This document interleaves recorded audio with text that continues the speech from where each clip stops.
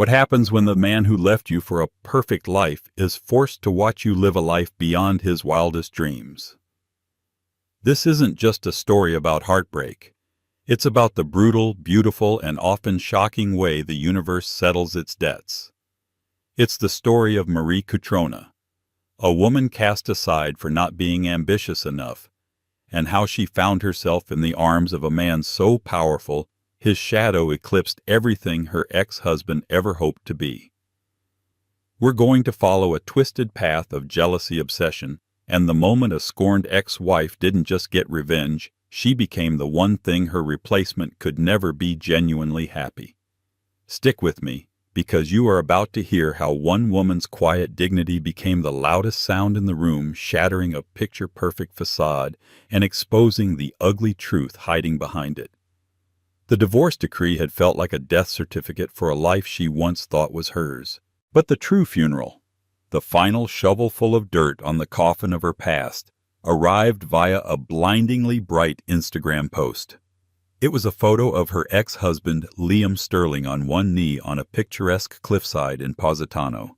Before him, his girlfriend of 18 months, Isabella Thorne, had her manicured hands clasped over her mouth in a perfect pantomime of surprise. The caption penned by Liam was a dagger coated in sugar. She said yes. From the moment I met Isabella, I knew what it meant to be with a partner who inspires you to conquer the world. She is grace, ambition, beauty, and strength all rolled into one perfect soul.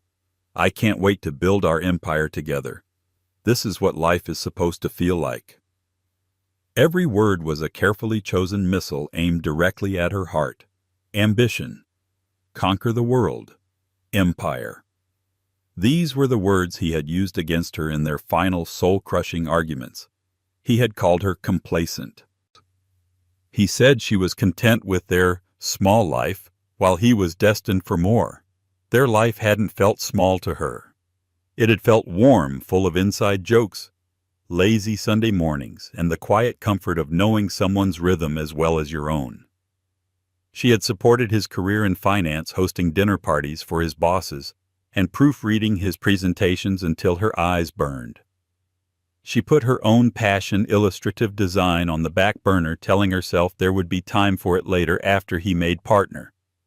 But later never came. He made partner, and suddenly their cozy two-bedroom home felt like a cage to him. The women he met at corporate galas were CEOs, founders, women who wore power suits like a second skin. Women like Isabella. Isabella Thorne was by all accounts flawless. A Wharton graduate who had launched her own successful marketing firm by 30, she was a symphony of polished excellence. Her hair was a glossy, impossible shade of raven black. Her body was honed by a personal trainer, and her social media was a curated gallery of charity galas, keynote speeches, and 10-day detox retreats in Bali. She was everything Marie wasn't. Marie was quiet. She was commanding. Marie preferred old books to boardrooms. Her idea of a perfect evening was a glass of wine and a sketchbook, not networking over canapes. Liam had not just left her, he had upgraded. He made sure the world knew it. His Instagram, once filled with their goofy hiking selfies and pictures of the dog they had shared, was now a shrine to Isabella. Photos of them clinking champagne glasses on a yacht. Photos of them in matching designer ski gear in Aspen. Photos of her looking pensively out a window with a caption from Liam about her brilliant mind. Her life, in contrast, felt like a grainy black-and-white film. She lived in a small apartment across town, the kind with thin walls where you could hear your neighbors' arguments. She had taken a stable but uninspiring graphic design job at a mid-level insurance company, creating soulless brochures and web banners. It paid the bills, but it chipped away at her spirit with every sterile corporate logo she designed. Her friends, especially her best friend Chloe, tried their best. "He's a narcissist, Marie," she'd say over a bottle of cheap Pinot Noir. "He needs a trophy, not a partner. You're better off." Marie knew she was right logically, but logic is a cold comfort when your heart is shivering. She would scroll through Liam's life, a masochistic ritual of self-torture. She'd see the comments from their old mutual friends. "So happy for you both. She's perfect for you, Liam. Couple goals. Each one felt like a small betrayal, a confirmation that she was the forgotten prequel to his epic love story. That night, staring at the engagement photo, the weight of it all crushed her. The ring on Isabella's finger was a monstrous diamond, a starburst of light that mocked the simple, delicate band Liam had given her years ago. She thought back to his proposal. It had been in their favorite park, a picnic blanket under a willow tree.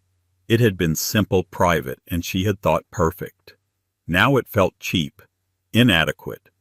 She threw her phone onto the sofa and curled into a ball, the silence of her apartment amplifying the roaring inadequacy in her head. She wasn't just heartbroken anymore. She felt erased. Liam had successfully rewritten their history, casting her as the lackluster first draft, and Isabella as the polished final masterpiece. And as she fell into a fitful sleep, she had no idea that her own story was about to take a turn so sharp and so spectacular that it would make Liam and Isabella's perfect life look like a cheap imitation. The universe was indeed about to settle its debts. The weeks following the engagement announcement were a blur of forced smiles and quiet desperation. She threw herself into her work at the insurance company, the monotony a welcome distraction. But her soul was starving. Her sketchbook lay gathering dust. Her pencils felt foreign in her hand.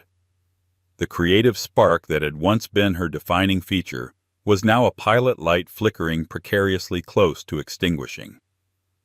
One Saturday, determined to break the spell of her own misery, she decided to do something for the old Marie. Not the divorced, heartbroken Marie, but the one who existed before Liam. The one who could lose an entire afternoon in the hushed halls of an art museum, who found beauty in the cracks of a weathered stone, who believed that art could save your soul.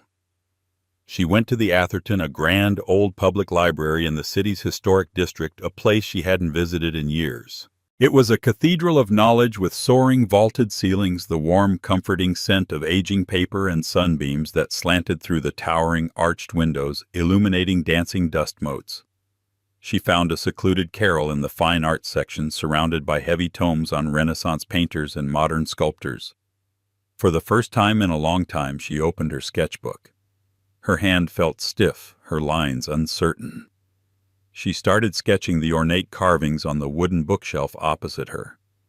It was clumsy at first, but slowly the old rhythm returned. The feel of the graphite gliding across the page, the focus required to capture a shadow, the way the world narrowed to just her and the paper. It was a form of meditation. She was so engrossed that she didn't notice the man who had taken a seat at the adjacent table until he spoke. "That's a beautiful study of light and shadow," a low, calm voice said. She jumped, startled. She looked up to see a man who seemed both out of place and perfectly at home in the quiet library. He was dressed in a simple, dark gray Henley and tailored trousers. No suit, no tie, but the fabric had a quality that spoke of quiet expense. He had kind eyes, a warm shade of hazel, and a light dusting of stubble on a strong jawline. But it was his focus that was most striking. He was looking at her sketchbook not with polite curiosity, but with genuine, intelligent interest.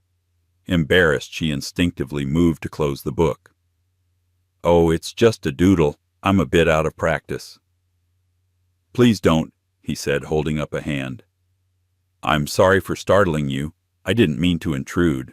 It's just, you have a real talent for capturing texture. The way you've rendered the grain of that oak is remarkable." No one had commented on her art with such specific insight in years. Liam used to just say, "That's nice, honey," before turning back to his laptop. She felt a flush creep up her neck. "Thank you. I used to draw all the time." "What stopped you?" he asked, his gaze gentle, not probing. The entire sordid story of her marriage threatened to spill out. She caught herself and offered a sanitized version. "Life, I guess. A job, a marriage. It got complicated." "I understand that." He nodded, a flicker of something knowing in his eyes. "My name is Julian, by the way." "Marie," she replied, the name sounding a little stronger in this new context. He didn't ask for her number. He didn't try to flatter her. They just talked. For nearly an hour they sat in that quiet corner of the library and spoke about art. He knew about the Dutch masters, the Impressionists, and even some of the contemporary digital artists she admired. He talked about how architecture was a form of public art, and how the design of a building could influence the mood of a city block. He listened, truly listened, asking questions that made her dig deeper into her own thoughts. It was the most engaging conversation she'd had in years. It was effortless. When he finally looked at his watch, he seemed genuinely disappointed. "I have a meeting I can't get out of," he said. "But Marie, I would be remiss if I didn't ask if I could see you again. Perhaps we could visit the art gallery next weekend. I'd love to hear your thoughts on the new Rothko exhibit." Her heart did a strange little flutter. It wasn't the wild, chaotic beat she'd felt with Liam. It was a calmer, more hopeful rhythm. For the first time, she wasn't being asked out because she was someone's +1 or because a friend was setting her up. This man, Julian, was interested in her mind, in her passion. "I'd like that very much," she said, a real unforced smile reaching her eyes. They exchanged numbers. As he walked away, she watched him go, a tall, unassuming figure who moved with a quiet confidence. There was no pretense, no peacocking. He was just Julian. She stayed in the library for another hour, but she wasn't sketching anymore. She was replaying their conversation, the way he'd looked at her, the way he'd made her feel seen. A tiny seed of hope had been planted in the barren soil of her heart. It had nothing to do with revenge or getting over Liam. It had everything to do with the possibility of becoming Marie again. As she packed up her sketchbook, she felt a lightness she hadn't felt since before the divorce. The echo of Liam's perfect life was still there, but for the first time she could hear another sound beginning to rise, the quiet, hopeful melody of her own. The date with Julian was better than she could have imagined. They spent 4 hours at the gallery, not just looking at the paintings, but truly seeing them. He would point out the subtle color transitions in a Mark Rothko canvas, and she would explain the emotional theory behind them. He listened with an intensity that made her feel like the most interesting person in the world. Afterwards, they went to a small, unassuming Italian restaurant he knew, tucked away on a side street, where the owner greeted him by name. Over pasta and red wine, she learned more about him. He ran a small tech company, as he put it. He spoke passionately about data ethics and creating user-centric software. He was intelligent, witty, and profoundly decent. There were no red flags, no hints of the arrogance she'd grown so accustomed to with Liam. He asked about her job, and when she described the soul-crushing corporate work, he didn't pity her. He said, "It sounds like a temporary stop. Someone with your eye can't be happy designing insurance pamphlets forever." He made her feel like her dreams were not just valid, but inevitable. Their second date led to a third and then a fourth. Within a month, Julian had become a steady, comforting presence in her life. He encouraged her to start a portfolio of her personal work, the intricate, nature-inspired illustrations that she truly loved. He even bought her a professional-grade tablet to help her transition into digital art. An investment in a brilliant artist. He'd called it brushing off her protests. She was starting to feel whole again. The obsessive checking of Liam's social media had dwindled to nothing. She was too busy living her own life to be a spectator in his. Then came the collision. Julian had booked a reservation for their 1-month anniversary at Aria, one of the most exclusive restaurants in the city. It was the kind of place with a 6-month waiting list, a place Liam had always talked about but could never get into.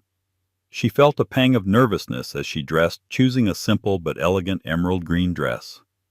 Julian had told her to wear whatever made her feel beautiful. When she met him there, he looked devastatingly handsome in a tailored navy blue suit. The way he looked at her when she walked in made her feel like a queen. The restaurant was stunning, all dark wood, soft lighting, and hushed conversations.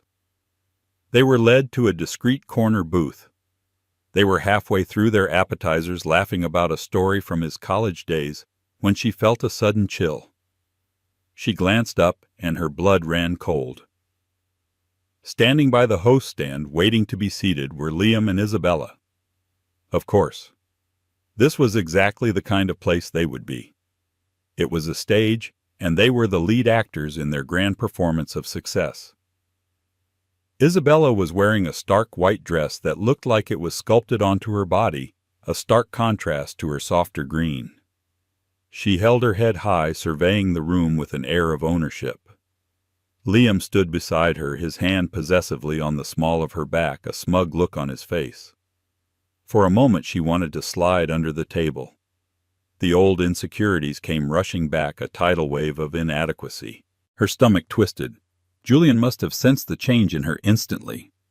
"Marie, are you all right?" he asked, his voice low and concerned.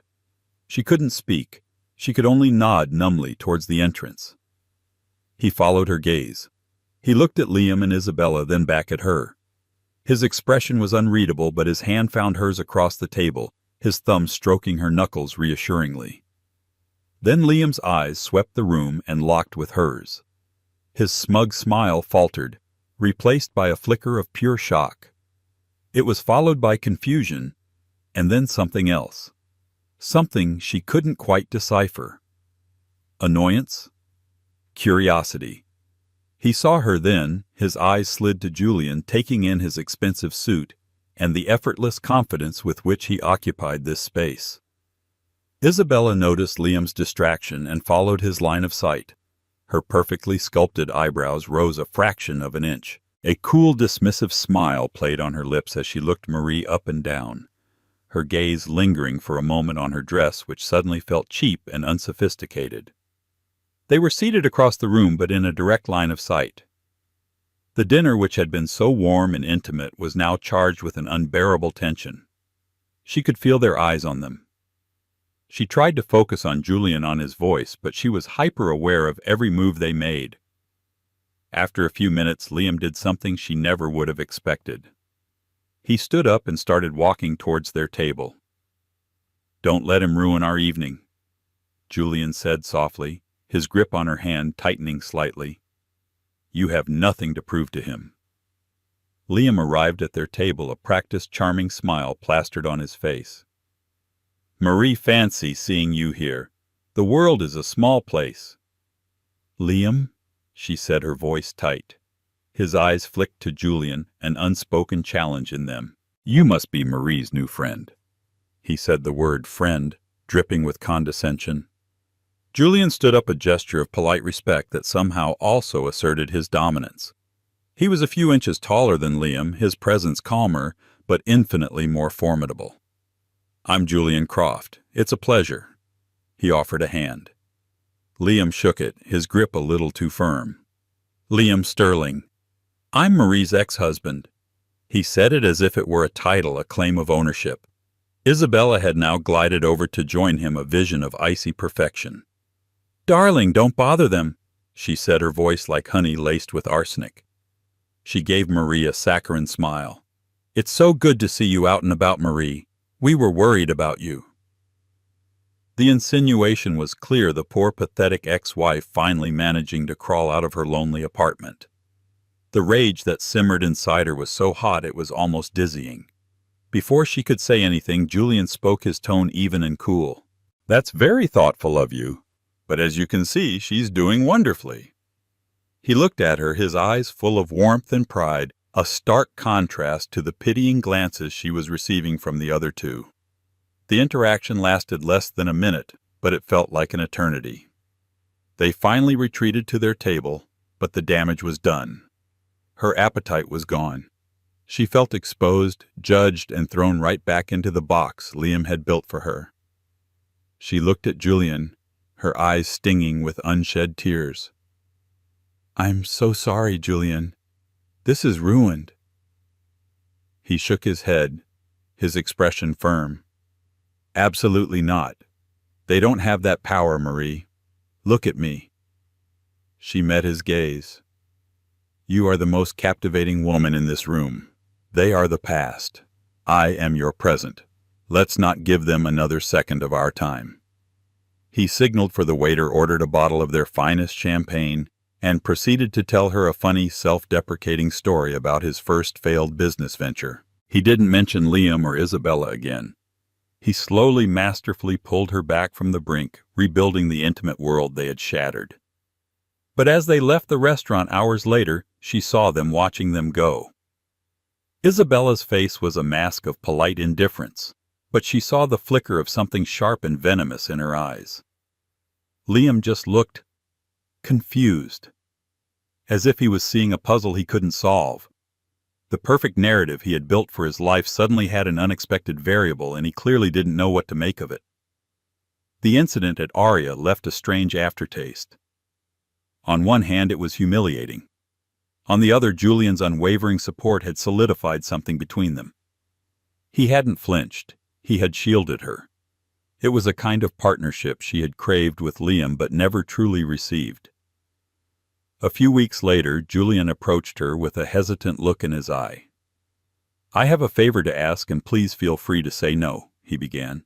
"My company is the primary sponsor for the annual Children's Literacy Gala. It's a big event, very public, and I would be honored if you would accompany me." Her heart leaped into her throat. A public event, cameras, society pages. It was everything she normally avoided. But the thought of standing by Julian's side, not as a background player, but as his chosen partner, was a powerful lure. "I'd love to," she heard herself say, a new wave of confidence washing over her. The preparations were a whirlwind. Julian insisted on taking care of everything. A stylist he knew, a chic, kind woman named Anja, arrived at her apartment with a rack of breathtaking gowns. She chose a deep sapphire blue creation that shimmered under the light with an elegant cut that made her feel both powerful and feminine. Anja arranged for a hair and makeup artist on the day of the gala. When she was finally ready, she stared at the woman in the mirror. It was her, but it was a version of her she hadn't seen in a decade. The defeated slump was gone from her shoulders. Her eyes, expertly framed, shone with anticipation, not sadness. For the first time, she didn't feel like Marie Sterling's ghost. She felt like Marie Cutrona. Julian's driver picked her up in a sleek black town car. When she arrived at the grand ballroom of the Regent Hotel, Julian was waiting for her just inside the entrance. He was in a perfectly tailored tuxedo, and when he saw her, he actually stopped breathing for a second. "Marie?" he whispered, his voice thick with awe. "You are absolutely breathtaking." He took her hand and brought it to his lips, his eyes never leaving hers. In that moment, she felt more cherished than she had in her entire 10-year marriage to Liam. As they entered the ballroom, she finally began to grasp the scale of Julian's life. His small tech company was in fact Nexus Innovations, a global leader in AI and data security. His name wasn't just on the sponsor list, it was on the main banner hanging over the stage. Julian Croft, CEO and founder. People turned as they walked in. Whispers followed them. He wasn't just a guest. He was the gravitational center of the room.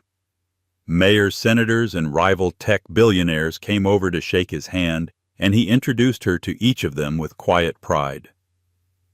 "This is Marie Cutrona." She was nervous, but Julian was a masterful guide, keeping her close, drawing her into conversations, and making her feel completely at ease. She spoke to a city councilwoman about public art initiatives and debated classic literature with a famous novelist. She was holding her own. She was thriving. And then she saw them. Across the room near the silent auction table stood Liam and Isabella. They weren't just guests. They were clearly on the hunt, trying to network their way up the social ladder. Liam was in a rental-looking tuxedo, and Isabella was in a dress that, while expensive, seemed to be trying too hard with its sequins and high slit. They were scanning the crowd, their expressions hungry. Liam saw them first. He froze mid-sentence with some minor executive he was trying to impress. His drink nearly slipped from his hand. He nudged Isabella, who followed his gaze. Her jaw didn't drop. Her composure was too perfect for that. But something more telling happened. The practiced, serene smile she wore vanished, replaced by a cold, hard stare. The mask slipped. For a split second, she saw raw, unadulterated shock and a flash of pure, venomous envy. They watched as the mayor of the city clapped Julian on the back. They watched as a photographer from Vogue approached them and asked for a picture. Julian wrapped his arm around her waist, pulling her close. "Is this okay?" he murmured. She nodded and they smiled for the camera as the flashbulb popped. That flashbulb was like a starting pistol. The story of the night had just been written. It wasn't about the fundraising goal or the keynote speaker. It was about the unexpected couple tech titan Julian Croft and his stunning, mysterious date. The rest of the evening was a surreal blur. Liam and Isabella tried to pretend they weren't watching them, but she could feel their eyes burning into her back. She saw Isabella force a laugh that didn't reach her eyes. She saw Liam checking his phone, his jaw tight. They were in the same room, but they were in different universes. He had spent years chasing entry into this world, the world of power and influence. And here she was, not just in it, but at its very center, on the arm of a man who didn't just attend the party, he threw it. Later, as Julian was making a gracious and eloquent speech on stage, she scanned the crowd. Her eyes found Liam. He wasn't looking at the stage. He was looking at her. The condescension from the restaurant was gone. The smugness was gone. His face was a complex canvas of confusion, regret, and something that looked terrifyingly like longing. It was the look of a man who had meticulously built a house of cards only to watch a hurricane named Marie Catriona walk into the room. As they left the gala hand in hand, stepping past the velvet ropes into the cool night air, she felt a profound shift in the cosmos. She hadn't sought revenge. She hadn't planned any of this. She had simply started living her own life, and in doing so, she had inadvertently stolen the spotlight they so desperately craved. The perfect facade of Liam and Isabella Sterling-to-be had just developed its first undeniable crack. And she knew with a certainty that settled deep in her bones it was just the beginning. The morning after the gala, the world was different. Her name was no longer just a name. It was attached to Julian Croft's. The society columns and online gossip sites were buzzing. Tech mogul Julian Croft debuts new love at annual charity gala. There were photos of them everywhere, smiling at the camera, laughing together, his hand resting possessively on her waist. She was no longer the mystery woman. She was Marie Catriona, and suddenly people were interested in who she was. An arts and culture blog dug up the personal portfolio website Julian had encouraged her to create. They ran a feature, More Than a Mogul's Muse, The Stunning Art of Marie Catriona. Within 48 hours, her website traffic exploded. She received emails from galleries, inquiries about commissions, and even an offer from a boutique publisher to illustrate a collection of classic fairy tales.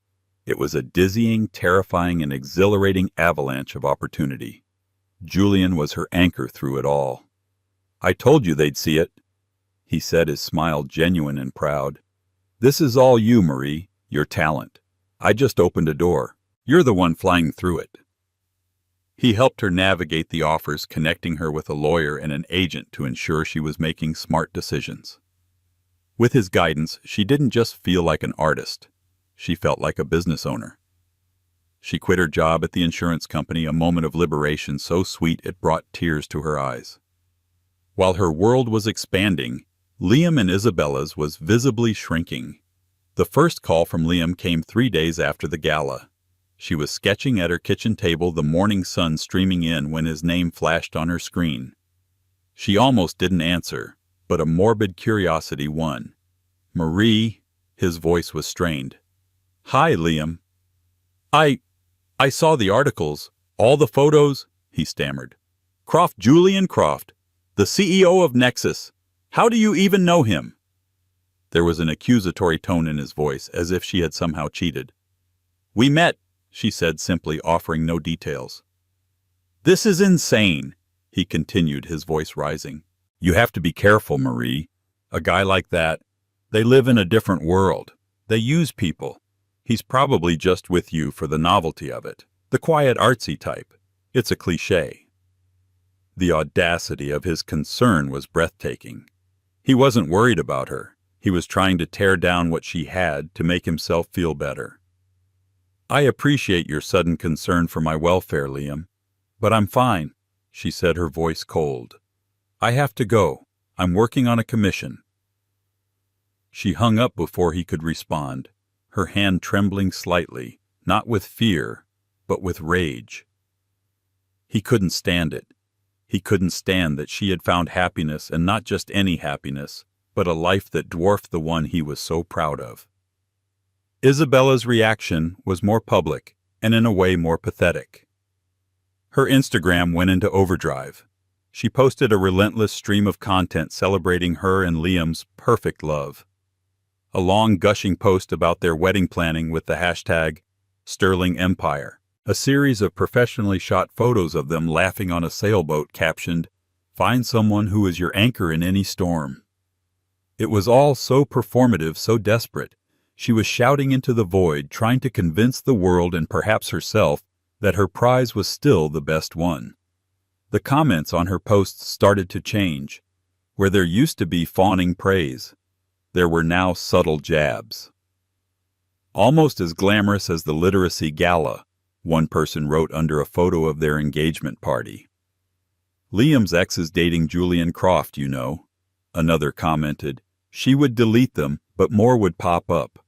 The story was out, and her curated narrative was losing its power. The real shift came during a lunch with Chloe. They were at an outdoor cafe when she slid her phone across the table. "You need to see this." It was a post from a well-known local gossip columnist. The headline read, "Sterling Thorne wedding plans hit a snag, fiancé's ex moves on and up." The article detailed Liam's modest career in finance compared to Julian's stratospheric success. It painted Isabella as a driven but local player, while Marie was now being linked to global philanthropy and the tech elite. The most damning line was near the end. "One has to wonder if Mr. Sterling is having second thoughts. It seems the woman he deemed too comfortable has found a life that is anything but." "Ouch," Chloe said, sipping her iced tea. "That's got to sting." It was brutal, and a part of her, the part that had cried on her apartment floor, felt a grim sense of satisfaction. But it was fleeting. Her happiness with Julian, her burgeoning career that was real. Their drama was just noise, a fading echo from a life she no longer lived. A few weeks later, she got a frantic, tearful call from an old mutual friend, Jessica, who was one of Isabella's bridesmaids. "I shouldn't be telling you this," she whispered into the phone, "but they are fighting. All the time. Liam is obsessed. He is constantly talking about you, about Croft. He checks the news, the blogs. Isabella is losing her mind. She threw a $5,000 vase at the wall last night. She keeps saying you're doing this to ruin her life." The perfect couple was imploding. The empire was crumbling before it was even built. The pressure of maintaining the facade, now that it had a glaring point of comparison, was proving to be too much. Liam hadn't just been content to have the better life. He needed everyone to know it. Now, by every conceivable public metric, he didn't. And it was destroying them. Her quiet success had become their public failure. The wedding was 6 weeks away. According to the society pages that were now, ironically, her source of information on her ex-husband's life, the Sterling Thorne wedding was set to be the event of the season. Isabella had booked the most prestigious country club, hired a celebrity wedding planner, and had reportedly commissioned a custom gown from a famous designer. It was a full-scale production designed to scream success and perfection from the rooftops. But behind the scenes, the cracks were turning into chasms. Liam's attempts to contact her grew more frequent and more desperate. He sent texts late at night. "Are you happy? And he doesn't know you like I do."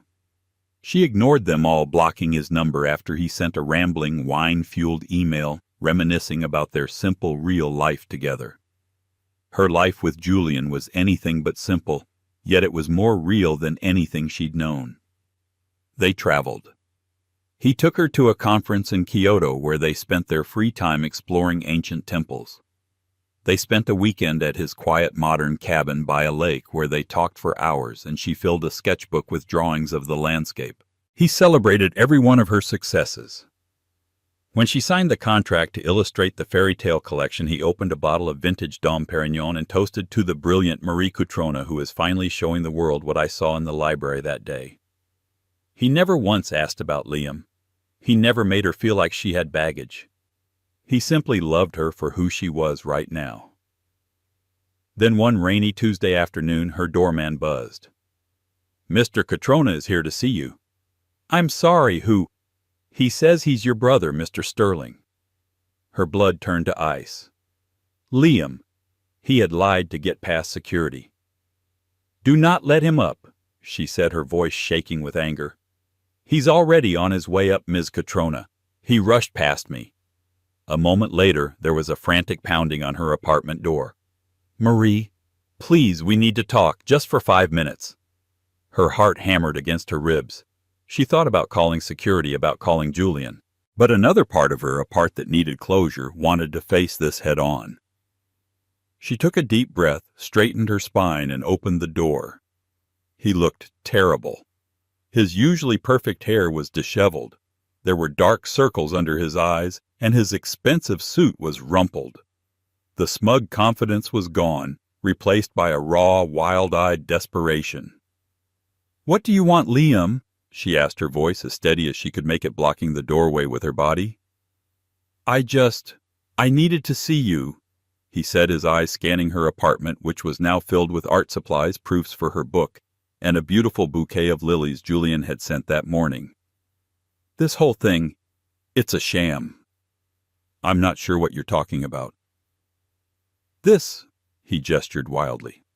"Her. The wedding. Isabella. It's all for show. It's a performance, Marie. Every single day. We talk about brand synergy and our 5-year plan. We don't talk about us. There is no us. It's just a merger." She stared at him unmoved. "You chose this life, Liam. You told me it was what you always wanted. An empire, remember." "I was an idiot," he burst out, his voice cracking. "I was a fool who didn't know what he had.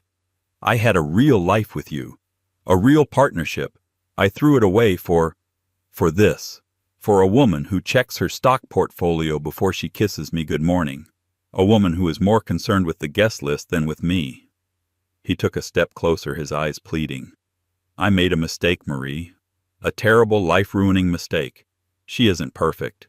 She's hollow.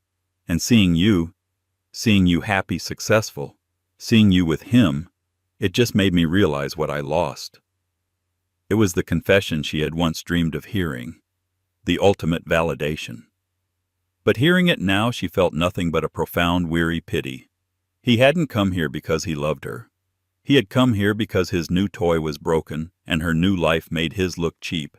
Her happiness was a mirror reflecting his own failure, and he couldn't stand the sight of it. "There's nothing left to say, Liam," she said quietly. "You made your choice. I've made mine." "No, don't say that," he whispered, reaching for her. He tried to cup her face in his hands, his thumb brushing her cheek. The gesture, once so familiar, felt alien and repulsive. In his eyes she saw the ghost of the man she once loved, now twisted by envy and regret. "We can fix this. It's not too late. Call off the wedding. I'll leave her tonight. We can go back." "Go back to what?" she said, pulling away, her voice finally rising. "To the woman you thought was too small for you. The woman you left because she wasn't ambitious enough. You don't want me, Liam. You want what I have. You can't stand that I built a better life after you burned ours to the ground. You're not in love with me. You're in love with the idea of winning." His face crumpled. The truth of her words hit him like a physical blow. He saw it then, his own pathetic, ego-driven heart laid bare. He tried one last desperate gambit. He lunged forward and tried to kiss her. She turned her head and his lips met her cheek. She pushed him back hard. "Get out," she hissed, her voice trembling with a final cleansing rage. "Get out of my home and out of my life. For good." He stumbled back, defeated. The last of his fight seemed to drain out of him, leaving an empty, pathetic shell. He gave her one last haunted look and then turned and walked away. His shoulders slumped. She shut the door, locked it, and leaned against it, her body shaking. It wasn't sadness. It wasn't even anger anymore. It was the definitive final closing of a chapter. He hadn't just been her ex-husband.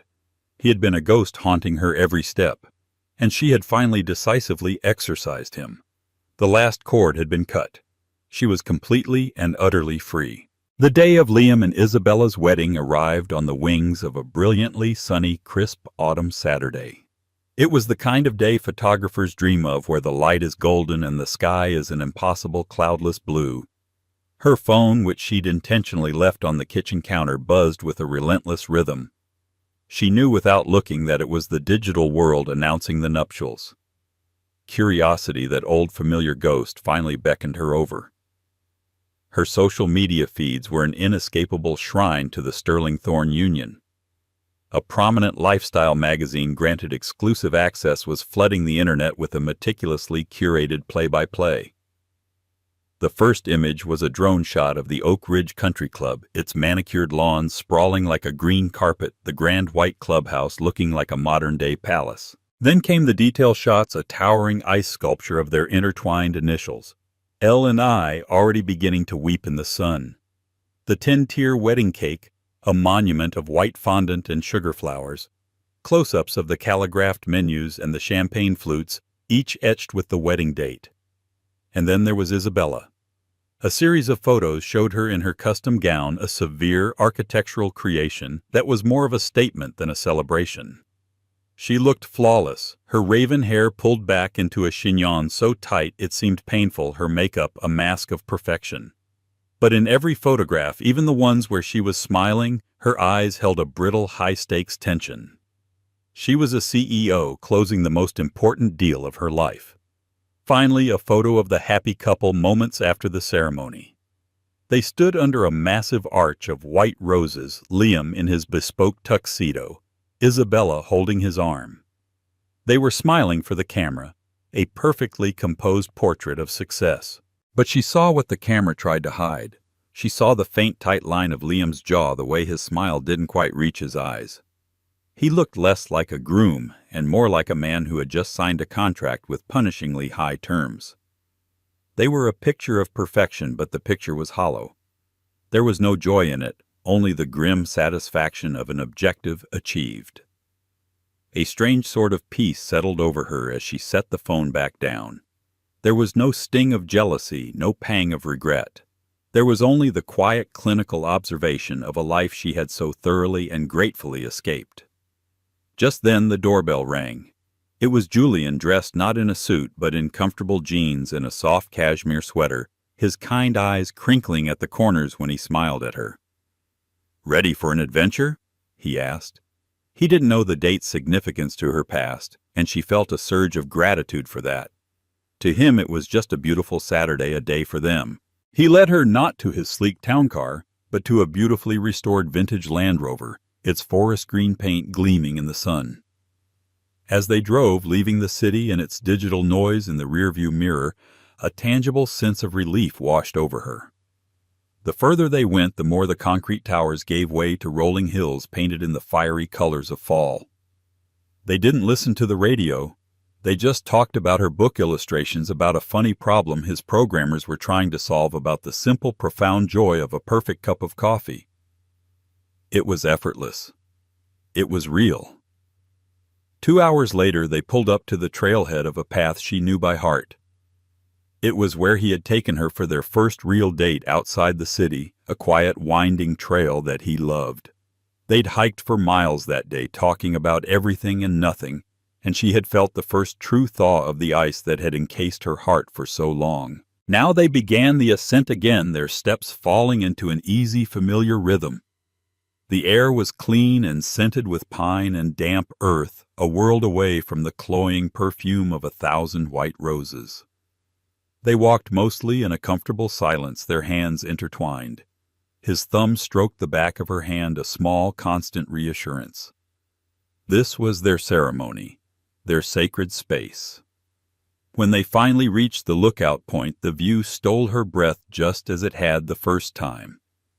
The entire valley stretched out below them, a breathtaking tapestry of red gold and deep orange, the sun casting long shadows that shifted and danced. They sat on a large flat rock warmed by the afternoon sun, the same one they'd sat on months ago. For a few minutes they just watched the world quiet and still. Then Julian turned to her, his expression shifting, his gaze becoming more intense. His hazel eyes were serious, but they held a universe of deep, unwavering affection. "Marie," he began, his voice a little thicker than usual. "I have stood on stages and spoken to thousands of people. I have sat in boardrooms where the fate of billion-dollar deals rested on my next word. But I have to tell you, I have never in my life been as nervous as I am right at this moment." He took both of her hands in his grip warm and firm. "The first time I saw you in that dusty corner of the library, you were so completely lost in your art that the rest of the world had simply ceased to exist for you. I thought it was the most beautiful thing I had ever seen, and as I've gotten to know you, I've realized that's the essence of who you are.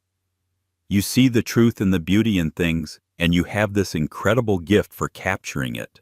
And somewhere along the way, you captured me, completely and irrevocably." Her heart was no longer beating. It was soaring. She could feel tears welling in her eyes, blurring the spectacular view into a kaleidoscope of autumn color. "I don't have a picturesque cliffside in Positano," he continued, a small self-deprecating smile on his lips. "And I didn't hire a photographer to hide in the bushes. All I have is this place which feels like ours, and I have a question I've been wanting to ask you for a very long time." He released one of her hands and reached into the pocket of his jacket, pulling out a small, unassuming velvet box. Her breath caught in her throat. He opened it, and her tears finally spilled over. Inside was not the monstrous, blinding diamond that screamed for attention from Isabella's finger. It was a stunning antique-style ring, intricate and unique. A deep blue sapphire, her favorite stone, a color he remembered her admiring in a painting, once rested between two small, sparkling, ethically sourced diamonds on a hand-carved platinum band that looked like intertwined vines. It was a work of art. It was perfectly, wonderfully her. "Marie Catrona," he said, his voice now thick with emotion, his gaze locked with hers. "You are the most brilliant, kind, compassionate, and resilient person I have ever known. You didn't just let me into your life. You taught me what a real partnership is supposed to feel like. Will you marry me?" The word came out on a sob, a whisper of pure, unadulterated joy. "Yes," she managed to say, her voice choked. "Yes, of course, yes." He let out a shaky breath of relief and slid the ring under her finger. It fit as if it were forged for her. He drew her in and kissed her, a long, deep kiss, filled with promises, with relief, and with the profound, grounding sense of coming home. In that moment, with no audience but the vast sky and the silent ancient trees, she felt richer than she could ever have imagined. Later that evening they were curled up on the sofa in her apartment, which now felt definitively like their apartment. They had ordered pizza, their favorite kind, with extra garlic, and were drinking champagne not from delicate flutes but from regular water glasses. Her phone buzzed on the coffee table. It was a notification for the magazine article now published, "A Sterling Affair Inside the Society Wedding of the Year." She tapped on it. The gallery was filled with dozens of glossy, hyper-perfect photographs. Liam and Isabella cutting the cake with a ceremonial saber. Liam and Isabella in a painfully staged embrace on the dance floor. Liam and Isabella smiling, always smiling for the unseen audience. Then she closed the article and opened her own camera roll. There was only one new picture from today. It was a selfie Julian had insisted they take at the Lookout after she'd said yes. It was messy and imperfect. Her hair was windblown, her cheeks were flushed from the hike, and her eyes were still puffy from happy tears. Julian was grinning, a genuine, uninhibited grin that lit up his whole face.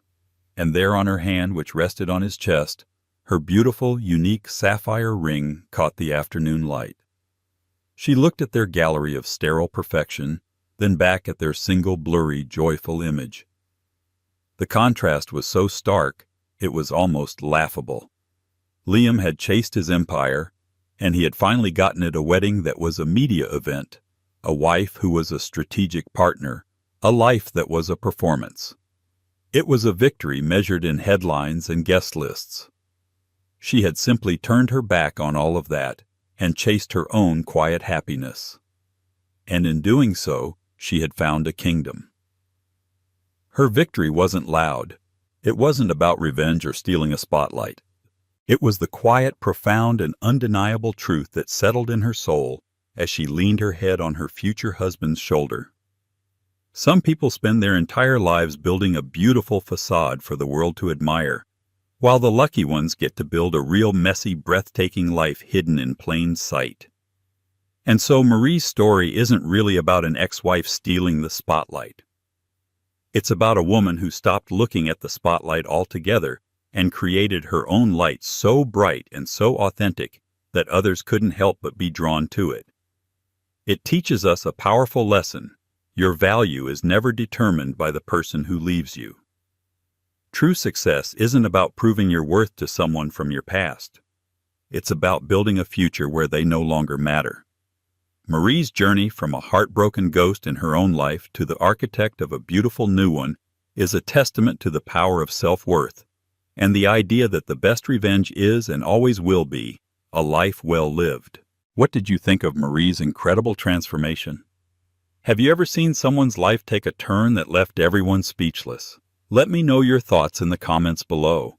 And if you love stories about justice, resilience, and getting the last laugh, make sure you hit that like button, share this video with someone who needs to hear it, and subscribe for more real-life drama.